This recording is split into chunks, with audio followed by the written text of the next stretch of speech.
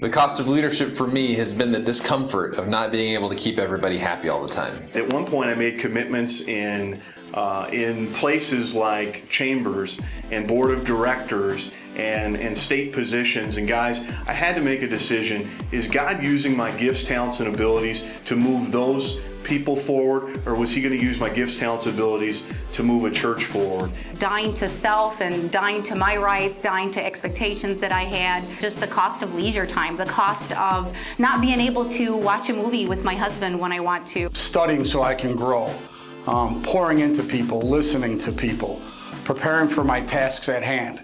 And before you know it, it all adds up. I had to embrace humility and let go of my ego, because I always had a tendency to want to showcase my own abilities and talent. And I had to let go of time for myself, my family, traveling. But I can tell you today, it is worth it for God's glory.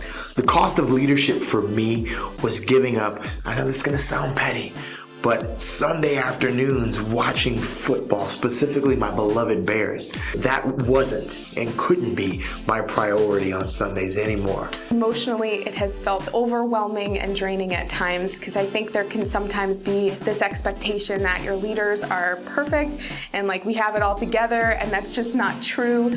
We are just as human and make just as many mistakes as the next person. Working with other teams, integrating with them, and sometimes giving up your own will for the purposes of improving kingdom impact. Going the extra mile, whether it was going out of my way to go pick up students for an event, or having coffee with them, or staying at church a little longer than I was planning on it, just to connect a little bit more with students. It's always worth going the extra mile, because that's what Jesus did for me. I have 2 kids and they're active in a lot of stuff, and sometimes you have to miss some things.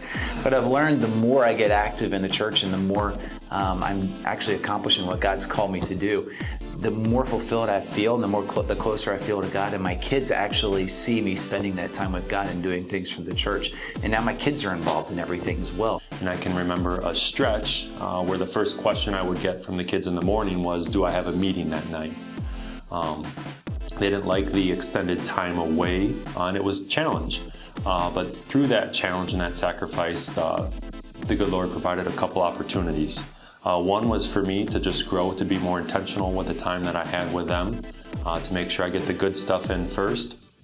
But also, it provided an opportunity to have a conversation with our kids about the work that we do at church and the importance that it has on the possibility for a significant kingdom impact. The cost of leadership for me was letting go of my comfort zone.